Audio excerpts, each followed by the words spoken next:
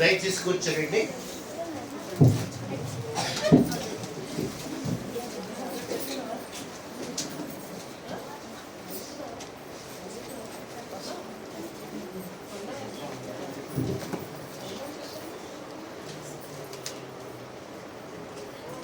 ప్రభు యేసుక్రీస్తు వారి పరిశుద్ధ నామములో మీకు శుభములు తెలియజేస్తూ మిమ్మల్ని ఆశీర్వదిస్తూ ఉన్నారు. దేవుడు మిమ్మల్ని బహుగా దీవించి నడిపించును గాక. ఆమేన్.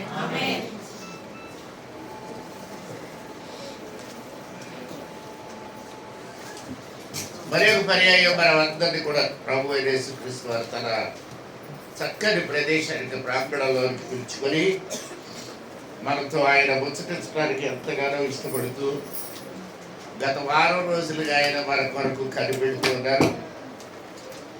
యేసయ్య ఎక్కువ మనం అంటే చాలా ఇష్టం.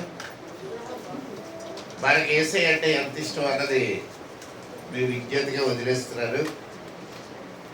కానీ ప్రభువుకు మాత్రం మనం అంటే చాలా ఇష్టం. ఆయన ఎప్పుడు వస్తారా ఎప్పుడు మీతో మాట్లాడదామా అని ఆయన ఆశపడుతూనే ఉన్నారు. అనేక విషయాలు ఆయన మీకు తెలియపరచాలని ఇష్టపడుతున్నాడు. యేసయ్య చెప్పే అనేక సంగతులు మరి మీకు నేను తెలియపరిచినట్టయితే వాక్య భాగం కంటే నేను చెప్పే విషయాలు చాలా ఎక్కువ ఉంటున్నాయి. కొన్ని విషయాలు తొందరగా చెప్తాను, జాగ్రత్తగా వినండి. మీలో వివాహ వార్షికోత్సవాలు, బర్త్డేస్ సెలబ్రేట్ చేసుకుంటూ బిడ్డల్ని ప్రత్యేకంగా దేవుడు ఆశీర్వదించి దీవించడానికి ఇష్టపడుతున్నాడు. మేరీ సుజాత, సునీల్ వెడ్డి గారు 20th జరుపుకుంటున్నారు. అలాగే ఐ శివకుమార్ బర్త్డే సెలబ్రేట్ చేసుకుంటాడు 21వ తేదీని, వీటి గారు బ్రదరు. అలాగే 21వ తేదీని జీ రూప అనే బాబు కూడా మరి బర్త్డే సెలబ్రేట్ చేసుకుంటున్నారు. అన్ని బర్త్డేస్ కంటే చాలా ప్రాముఖ్యమైనటువంటి బర్త్డే ఏంటంటే ప్రభు యేసుక్రీస్తు వారు కూడా ఈ వారంలో 25వ తారీఖున శనివారం నాడు క్రిస్మస్ సెలబ్రేట్ చేసుకుంటున్నాం. ఆయన బర్త్డే ఆయన సెలబ్రేట్ చేసుకోవడం లేదు కానీ మనం సెలబ్రేట్ చేస్తున్నాం. హల్లెలూయా. ఆ గొప్ప ఆధిక్యత, దేవుని బర్త్డే సెలబ్రేట్ చేసే కృప ప్రభు మన పట్ల సమృద్ధిగా చూపించినందుకే దేవునికి వందనాలు, స్తుతులు చెల్లించుకుంటున్నారు. హల్లెలూయా. వీరందరి వరకు కూడా ప్రార్థన చేద్దాం. యేసయ్య ప్రత్యేకంగా వీరిని ఆశీర్వదించలాగా మనం తరలో వచ్చి ప్రార్థన చేసుకుందాం. ప్రేమగల మా ప్రియ ప్రభువానికి స్తోత్రాలు, స్తుతులు, వందనాలు చెల్లిస్తున్నాము. మా ప్రియ బిడ్డలు బర్త్డేస్ అలాగే వివాహ వార్షికోత్సవాలు ఈ వారంలో జరుపుకొచ్చినట్లుగా వారికి ప్రత్యేకమైన రీతిలో మీరు అది ఆశీర్వదించమని, నూతన దయా కిరీటాలు వారికి అనుగ్రహించమని, అంతేకాకుండా వారి జీవితంలో వారి యొక్క సంవత్సరం నీకు మరీ సన్నిహితంగా జరగడానికి కృపను అనుగ్రహించుకొని ప్రార్థించుకుంటూ వీళ్ళని పరిశుద్ధ పాద సన్నిధిలో ప్రతిష్ఠించుకొని ఈ చిన్న విజ్ఞాపన మా ప్రియ ప్రభు రక్షకుడైన యేసుక్రీస్తు వారి పరిశుద్ధ నామములో ప్రార్థించి వేడుకుంటున్నాము తండ్రి. ఆమేన్. హల్లెలూయా. మరి కింద అనుకున్నటువంటి ప్రత్యేకమైన బహుమతులు వచ్చే వారం వస్తాయండి. బహుమతులు వచ్చే వారం అంటే క్రిస్మస్ రోజు కూడా వీలైతే ఆ రోజు ఇచ్చేయడానికి ప్రయత్నం చేస్తాం. ఎందుకంటే సరైన షిప్మెంట్స్ ఇండియాకి రాకపోవడం వల్ల డిమార్ట్లో, సిఎంఆర్లో కూడా సరైన బహుమతులు అవైలబుల్గా లేవు. అంతేగాని మన వల్ల లోటు కాదు. కాబట్టి దయచేసి గుర్తుపెట్టుకోండి. బిఫోర్ దట్ కొన్ని అనౌన్స్మెంట్స్ కూడా ఉన్నాయి. సాయి గౌతమి దంపతులు మన మధ్యకి వచ్చారు.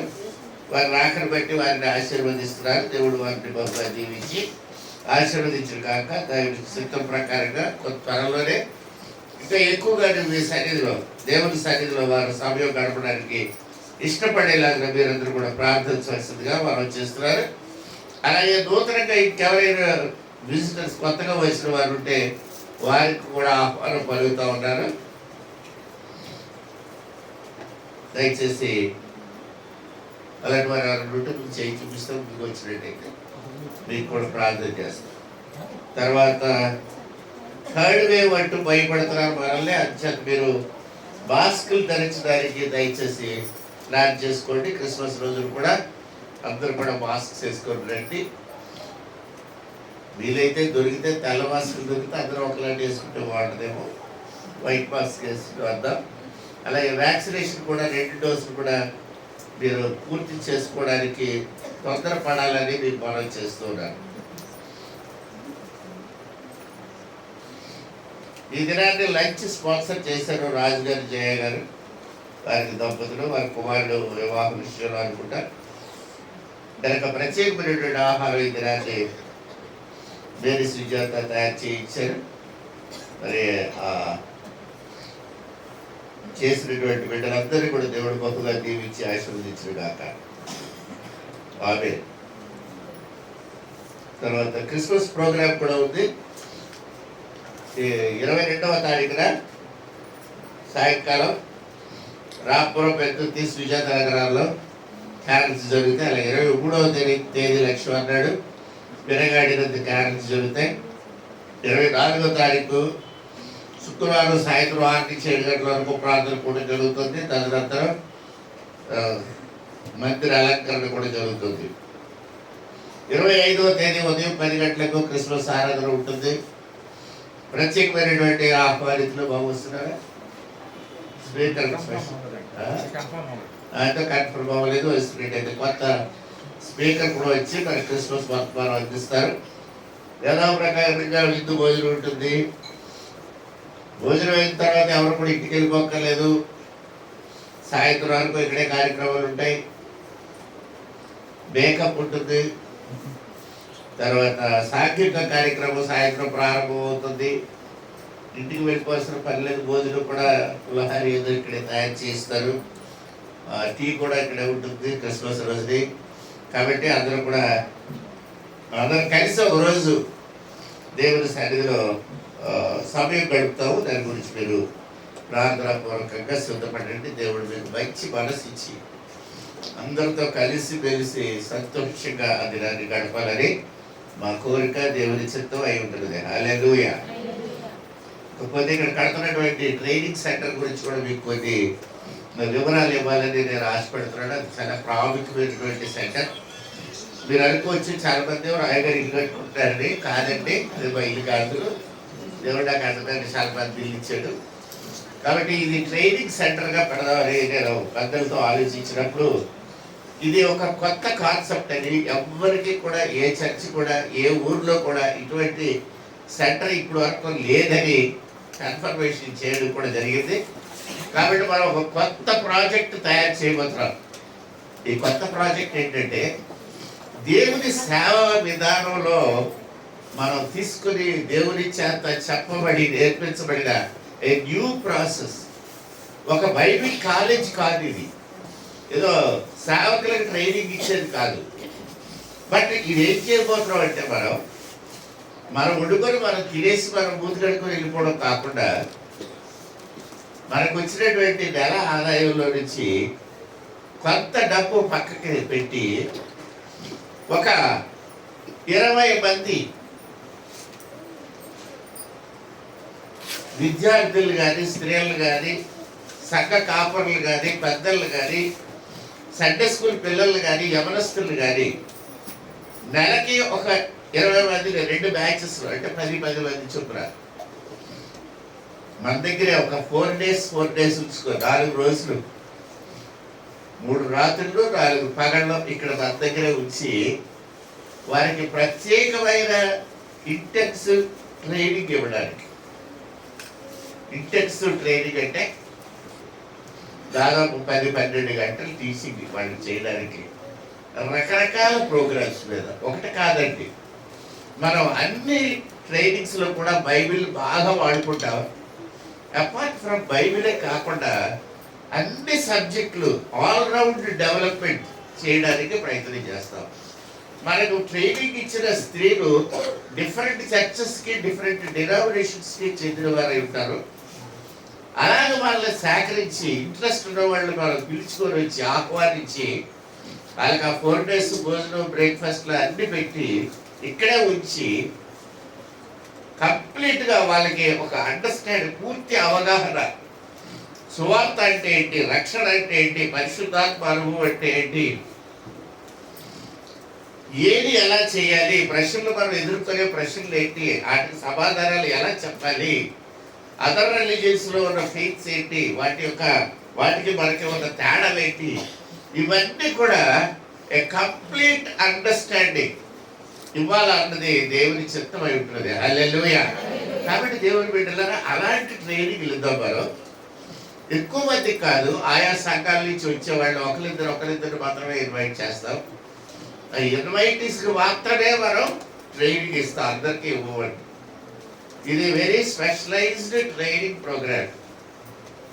కొంతమంది ఎవరస్తులు బీటెక్లు ఎంబీఏలు చదివేసిన వాళ్ళు ఉన్నారు, వాళ్ళకి సబ్జెక్ట్ కూడా రావట్లేదు. అటువంటి వాళ్ళని కూడా తీసుకొచ్చి బైబిల్ ట్రైనింగ్ ఇస్తూ, అపార్ట్ ఫ్రమ్ దాట్ వాళ్ళకి కమ్యూనికేషన్ స్కిల్స్ అని, కంప్యూటర్ బేసిక్స్ అని, వేరియస్ లాంగ్వేజెస్ గురించి ఎలాగ ఇంటరాక్ట్ అవ్వాలి, వాళ్ళు చేయబోయే ఉద్యోగంలో యేసుక్రీస్తు ప్రభువుని వాళ్ళతో పనిచేసే వాళ్ళకి ఎలాగ ప్రజెంట్ చేయాలి అన్న విషయాన్ని కూడా నేర్పిద్దాం. ఇవన్నీ కూడా నేర్పించడానికి కూడా దాంట్లో స్పెసిఫైడ్ సబ్జెక్ట్లో క్వాలిఫై అయినటువంటి రిటైర్డ్ ప్రొఫెసర్స్ కానీ, విశ్వవిద్యాలయంలో చేసిన వైస్ ఛాన్సలర్స్ రిటైర్ అయిపోయిన కానీ పిలిచి, అంటే హైలీ క్వాలిఫైడ్ పర్సనల్ వాళ్ళతో ఈ ట్రైనింగ్ మనం తీసుకొచ్చే స్టాఫ్కి తరబేతులు ఇవ్వాలన్నది దేవుని చిత్తమై ఉంటుంది. హల్లెలూయా.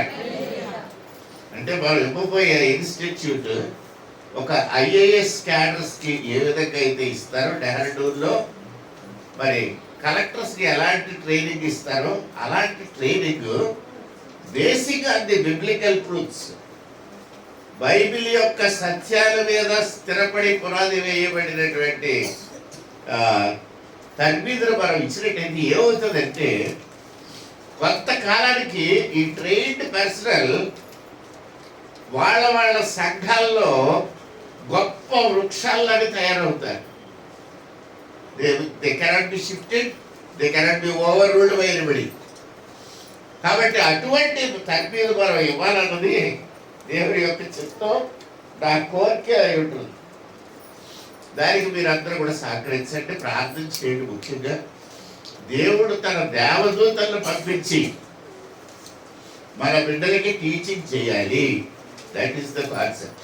అల్టిమేట్గా మీరు చెప్పేది పెట్టినారండి కదా, ఇహలోక సంబంధమైన టీచర్లు కాదు, not the worldly teachers, but the teachers from the faculty of haven shall come down to preach our children. Hallelujah. అంత గొప్ప ట్రైనింగ్ సెంటర్ మనం రన్ చేద్దాం.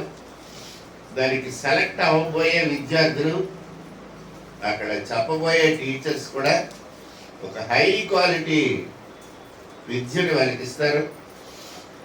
దీనివల్ల మీకేంటి ఉపయోగం అని మీరు అనుకోవచ్చు.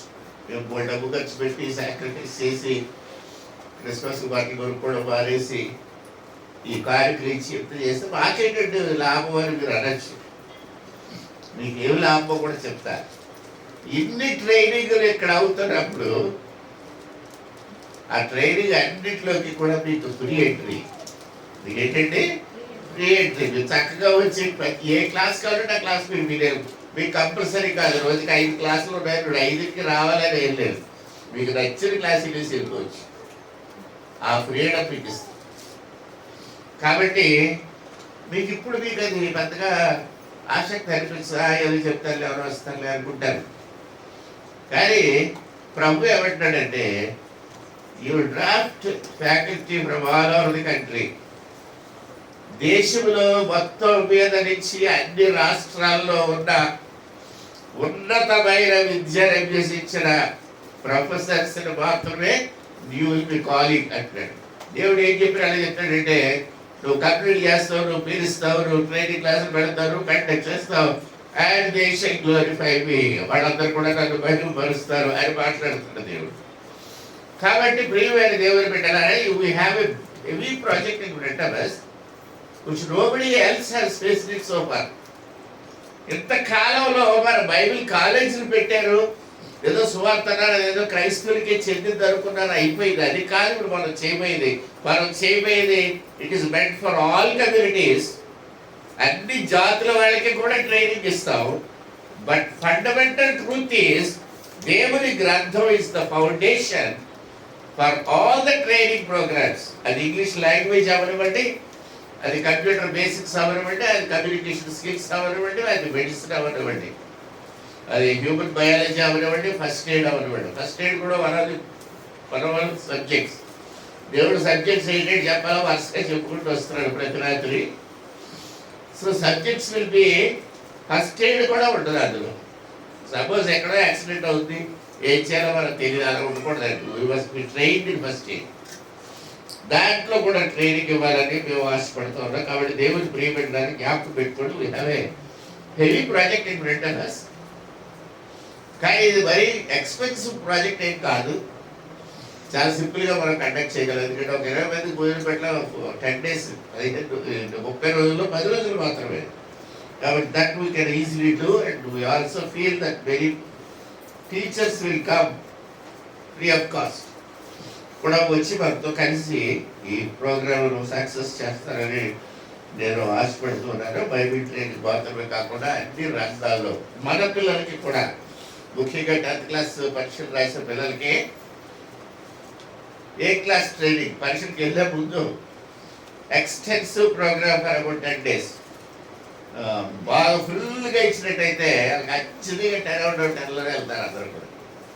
అంతేకాకుండా ఎక్కడైతే అవసరం ఉందో అక్కడ మనమే వాళ్ళకి కంప్లీట్ ప్రోత్సాహం ఇవ్వడానికి ప్రయత్నించేద్దాం. హల్లెలూయా. అలా మన కాంటాక్ట్స్ కూడా మనం పెంచుకున్నట్టయితే మన పిల్లలకి ఉద్యోగాలు కూడా రావడానికి మంచి అవకాశాలు ఉన్నాయి ఆల్ ఓవర్ ఇండియాలో.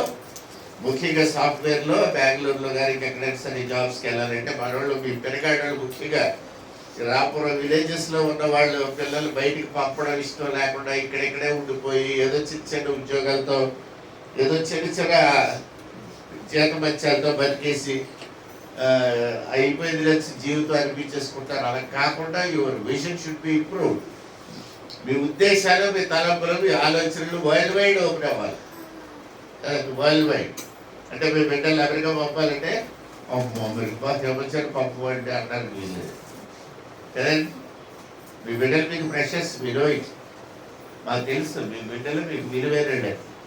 అలాగే చెప్పి అమెరికా పంపకుండా వదిలేస్తారా? ఇంటర్నేషనల్ ఫ్లైట్స్లో తిప్పకుండా వదిలేస్తారా? ఇక్కడ సిటీ బస్ ఎక్కించేసి 6 నెంబర్ బస్సు, ఎర్ర బస్సు, తెల్ల బస్సు ఎక్కించి వదిలేస్తారా? ఆ హైట్స్ మీకు వద్దా? ఆ ఎలివేషన్ మీకు వద్దా? ఆ అండర్స్టాండింగ్ వద్దా? ఎంతకాలం ఇక్కడే ఉండిపోతారు, వెనకాడైన ప్రధానం కదండి. కాబట్టి మీకు కూడా మీ మనస్సు ఓపెన్ అవ్వాలి. Your heart should be open. Yesu ప్రభు వారు పునరుద్ధరణ లేచిన తర్వాత శిష్యుల మనస్సులు తెరిచి అని ఉంటుంది. మీరు చదివితే ఆయన వారి మనస్సు తెరిచి, ఆ మనసు తెరిచే వరకు వాళ్ళకి ఏం అర్థం అవ్వలేదు అసలు. మనసు తెరిచిన తర్వాత ఒక్కొక్కడు ఒక్కొక్క భీముడు అయిపోయాడు. హల్లెలూయా. కాబట్టి ప్రియమైన దేవుని బిడ్డలని జ్ఞాపకం పెట్టుకోండి. ఈ పెద్ద విషయం మన దగ్గర ఉంది. నేను పాప ఈ మధ్య కొంతమందితో డిస్కస్ చేసిన వాళ్ళు ఒకటే అంటున్నారు, ఇంతకాలం ఏదో అనుకున్నా కానండి ఇలాంటి విషయం ఎవరికి ఎప్పుడు రాలేదు. This is the first time that we are hearing that the church takes up the responsibility of all other churches and all other people who are in different churches. రాబోయే కాలం మరి కొంచెం కష్టకాలమైన సువార్త ఎలా చెప్పాలి అనేది కూడా ఒక ప్రత్యేకమైనటువంటి యాంగిల్లో మనం ట్రైనింగ్ ఏదో.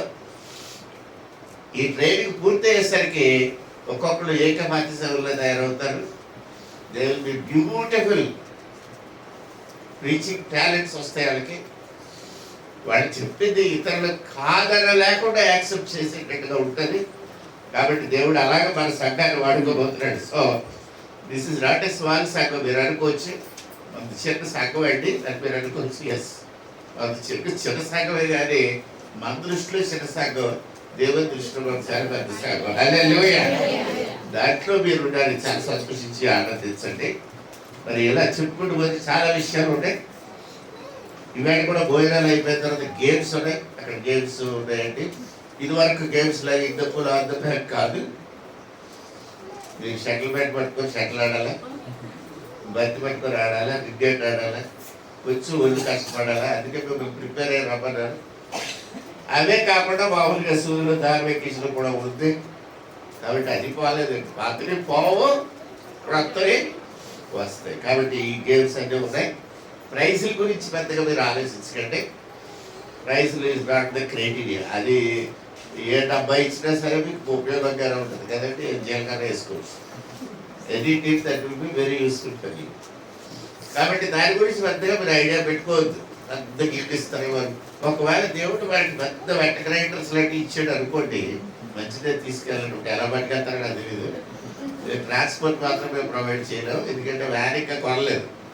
మనకి ఒక వ్యాన్ కొనే ఉద్దేశం కూడా ఉన్నది, ప్రాంతంలో పెట్టాము. బట్ వచ్చేవలసిందే కానీ ఎందుకో అయింది. కాబట్టి ఒకవేళ మీరు ఎవరైనా సిక్ అయ్యో లేకపోతే రాలేకో ఎవరంటే మాకు కొంచెం కష్టంగా ఉందంటే మీకు వెహికల్ పంపించే ఏర్పాట్లు కూడా చేద్దామని అనుకున్న అవసరం లేదు. బయటకు వచ్చేసి ఉండాలి దేవుడి యొక్క. కాబట్టి దాని గురించి కూడా మీరు కూడా ప్రార్థన చేయండి. ఒక వెహికల్ మనకు కూడా నిన్న ఫోన్ చేశాడు ఆయన. ఆ వెహికల్ మీద కూడా ఆఫర్స్ ఉన్నాయండి, మీకు కావాలంటే మీరు తీసేసుకోండి అంటున్నారు. కాబట్టి దేవుని బిడ్డలారా, ఎవరికైతే అవసరం అవుతుందో నీడ్ ఉందో వాళ్ళు బాగా చెప్పినట్టయితే మీ రూట్లో అయితే ఫోన్లు చేస్తే ముందు రోజు శనివారం నాకు ప్రోగ్రామ్ ఇచ్చేస్తే ఆ రూట్లో డ్రైవర్ని పంపిస్తారు, వ్యాన్ పంపిస్తారు. కాబట్టి అది కూడా త్వరలోనే వర్కౌట్ అవుతుంది. హల్లెలూయా. కాబట్టి మీరు ప్రార్థన చేయండి. రైట్. ఇంకా హోంవర్క్ ఎంతమంది హోంవర్క్ చేశారు? 3 చేశారు హోంవర్క్. చేసిన కొంతమందికి వాక్యభావం కనిపించలేదని చాలాసార్లు వాక్యభావం దగ్గర కూడా చెప్పారు. నేను ఇండియా ఏషియా ఎక్కడ ఉంటుంది ఏహెస్కేల్ అంటాను. కాబట్టి ప్రభు మీరు అక్కడే ఎత్తుకుంటూ కూర్చున్నారు కదండి. ఎప్పుడైనా ఏదైనా ఒక వస్తువు మీకు దొరుకుతుంది అని చెప్పినప్పుడు ఆ వస్తువు దొరికే వరకు ఎతకడం అనేది it should be our target. Target ఏంటంటే విద్యార్థులకు కూడా నేను చెప్తున్నాను, మీరు ఎగ్జామినేషన్ ప్రిపేర్ అవ్వడం అంటే ఏంటంటే 100 వచ్చే వరకు చదవడం. 100 మార్కులు వచ్చే వరకు దట్ ఇస్ ద టార్గెట్. అది వస్తుంది అనుకున్న తర్వాత అప్పుడు పడుకోవాలి. అంతవరకు పడుకోకూడదు. అంతవరకు ఏం చేయాలి? పడుకోకూడదు. అలా you must keep on aiming at that target. అలా ఏం చేస్తే మనకి ఈ రోజుల్లో సర్వైవ్ అవుతాం, లేకపోతే మనం become one of the ordinary cadres. కాబట్టి దేవుడు వెళ్ళాలని జ్ఞాపకం పెట్టుకోండి. ఈ హోంవర్క్ గురించి చెప్పినప్పుడు మీరు వేస్తే కాదు, దొరికే వరకు చదవాలి. దొరికే వరకు మీరు చదవలేదు కనుక చదవలేని వాళ్ళు వదిలేస్తారు. చదివినోడికి మాత్రమే బహుమతి ఇస్తారు. అది కూడా ఇప్పుడు కాదు, బహుమతి పొంది తెచ్చిన తర్వాత. బైబిల్ గ్రంథంలో ఆమోస్ గ్రంథం చూసారండి. ఆమోస్ గ్రంథం తీసి 5వ అధ్యాయం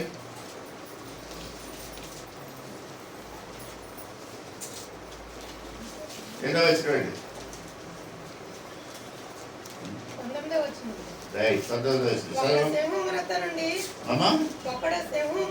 ఒకడు సింహం వద్ద నుండి తప్పించుకోరగా ఎలుగుబంటి అతన్ని ఎదురైనట్టు వాడి ఇంటిలోనికి పోయి గోడ మీద చెయ్యి వేయగా పాము వారిని కరిచినట్టు ఆ దినము ఉండును. అమ్మాయి కదా 3వ దగ్గర ఒక వాక్యాలు వచ్చాయి. సింహం ఎలుగుబంటి పాము. రైట్. ఒకరికి సింహం ఎదురైందట కదండి. మనకు సింహం ఎదురైతే ఏం చేద్దాడు? మనం నేను చెప్పాను ఆన్సర్, కానీ ఆన్సర్ కరెక్ట్గా చెప్పలేదు. సింహము మీకు ఎదురై, నేను వాడిన పదాలన్నీ మీరు జాగ్రత్తగా గమనించండి. సింహము మీకు ఎదురైంది. రైట్. మీరు ఏం చేస్తారు? భయపడతావు. ఓకే, భయపడ్డారు, పారిపోతారు. చెట్టు ఎక్కడ సొంత ఇక్కడ చెట్టు కుమారి మొదటి చెట్టు వేసింది ఎక్కడ? చెట్టు ఎక్కడ అంత సులువు అండి? మీరందరూ కూడా ఒకసారి చెట్టుకి చూపించండి. 2 అడుగులు చెట్టు మీద ఒక 10 అడుగులు ఎత్తే ఎక్కడ చూద్దాం? మీరు చెట్టు ఎక్కడ వల్ల మీకు ఏం లాభం చెప్పంటారా? మీరు ఎంత బరువు ఉన్నారో ఆ చెట్టు ఎక్కి తర్వాత తెలుస్తుంది.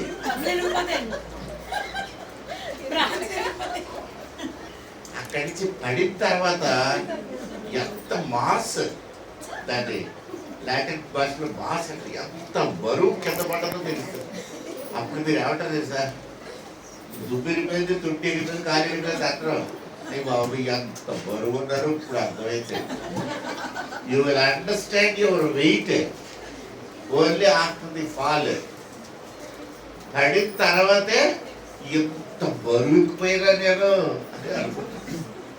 హంప్టీ డమ్టీ సాటర్న్ వాల్ పడిన తర్వాత తెలియదు బరువు. రైట్.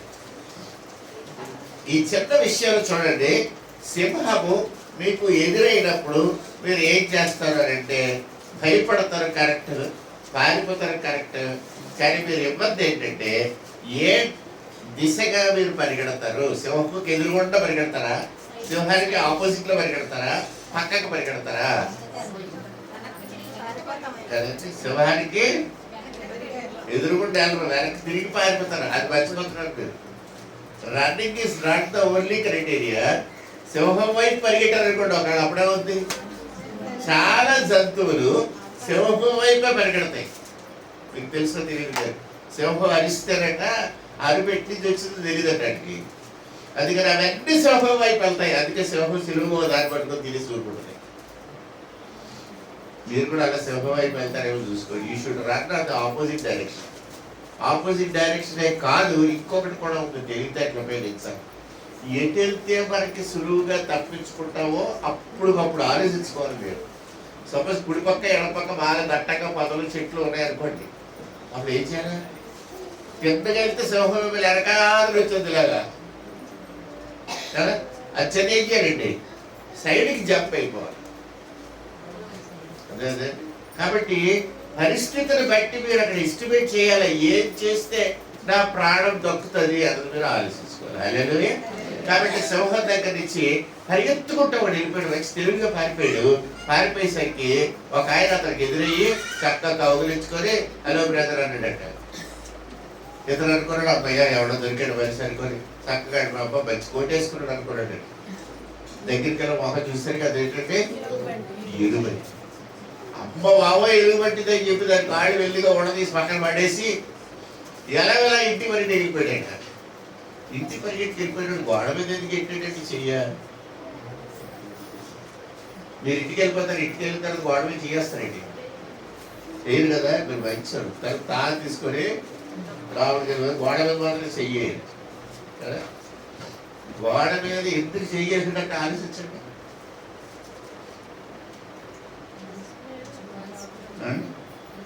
బైబిల్ ఎంత క్లియర్గా చెప్తుందంటే మీరు గోడ మీదే చేస్తారు. ఇంట్లోకి వెళ్ళగానే చీకట్లో ఇంట్లోకి వెళ్ళారు, వెళ్ళగానే ఏం కావాలి మీకు? లైట్ వేస్తారు. స్విచ్ కావాలి. స్విచ్ బోర్డు ఎక్కడ ఉంటుందండి? స్విచ్ బోర్డు కోసం చేసాడు. ఆ స్విచ్ బోర్డు మీద ఏముంది? సర్పెంట్ ఉంది. అక్కడ ఉంది వైపర్, సన్నటి పావు. ఆ స్విచ్ బోర్డుకి చుట్టుకొని ఉంది. చీకట్లో స్విచ్ బోర్డుకి కనపడం మన స్విచ్ బోర్డుకి కదండి. అందుకే స్విచ్ బోర్డుల మీద ఇండికేటర్ లైట్స్ అని ఉంటాయి, పెట్టుకోవాలి. మనం పెట్టుకోవు. నేను అక్కడ చూడండి, ఆ బోర్డు మీద వెనక బోర్డు మీద 3 డిఫరెంట్ కలర్స్లో 3 లైట్లు పెట్టారు. ఆ లైట్లు పెట్టినప్పుడు పెద్ద గొడవ అయిపోయింది. ఆ లైట్లు బల్బులు పెట్టినప్పుడు 3 కరెంట్ ఆగుతుంది. ఇక్కడ ఏమవుతుంది? నాతో పాటు బల్బులు కొనడానికి సామాన్లు కొనడానికి వచ్చిన ఎవరంటే 3 బిల్లు అయిపోద్దండి. మీకు బిల్లు అయిపోద్ది కరెక్టే, కానీ అక్కడ బల్బు లేదని పావు అప్పుడు చిన్న చిన్న బిల్లుల గురించి చూడకండి. క్రైస్తవులైన మనకి మనస్తత్వం పెద్దదవ్వాలి. Your mind should be bigger and wided. ఎప్పుడవుతుంది? చీకటి పీనాసి పనులు చెయ్యొద్దు. 3 లైట్లు కూడా 3 ఇండికేట్ చేస్తాయి. 3 ఫేస్ 3 ఫేస్ కరెంట్ మనకు వస్తుందా లేదా అదే చెప్తే అక్కడ మనకి. అవి ఒకవేళ బల్బు కాలిపోతేనో దాని తాలూకా స్పేర్ బల్బులు ఉంటాయి, లోపల పెడతారు, యోగి గారికి ఇస్తారు. బల్బు ఉంటుంది చూడండి, అది మార్చండి అని చెప్తారు వెంటనే. మనం కొన్న ప్రతి వస్తువుకి స్పేర్స్ పెట్టుకుంటాము. ఈ లైట్లు ఏదైనా వాడు కాలిపోతే తీయడానికి మళ్ళీ స్పేర్ లైట్లు కొని పెట్టుకుంటాం రెడీగా. దేవుని పెట్టాలని మీరు కూడా ఇళ్లలో అన్ని స్పేర్ పెట్టుకోండి, జాగ్రత్తగా పెట్టుకోండి. లివ్ ఏ హ్యాపీ కంఫర్టబుల్ లైఫ్. అంతే కదా, వర్షం వస్తున్నప్పుడు ఇల్లంతా తడిసిపోయినప్పుడు అగ్గిపెట్టుందండి, ఒక డజన్ అగ్గిపెట్లు కొనుక్కొని ఇంట్లో పెట్టుకోండి. డజన్ అగ్గిపెట్లు కొంత ఎక్స్పెన్సివ్ ఏం కాదు కదా. ప్రతీది కూడా అందుబాటులో ఉండేటట్టు సిస్టమేటిక్ జీవితానికి అలవాటు పడినట్టయితే ప్రతీది కూడా సులువుగా దొరుకుతుంది, సులువుగా మనం చేయగలం. హల్లెలూయా. ఇప్పుడు వాక్యంలోకి వెళ్దామండి. పఠింప శ్రేష్ఠ గ్రంథము బైబిల్, అనుదిన పఠించిన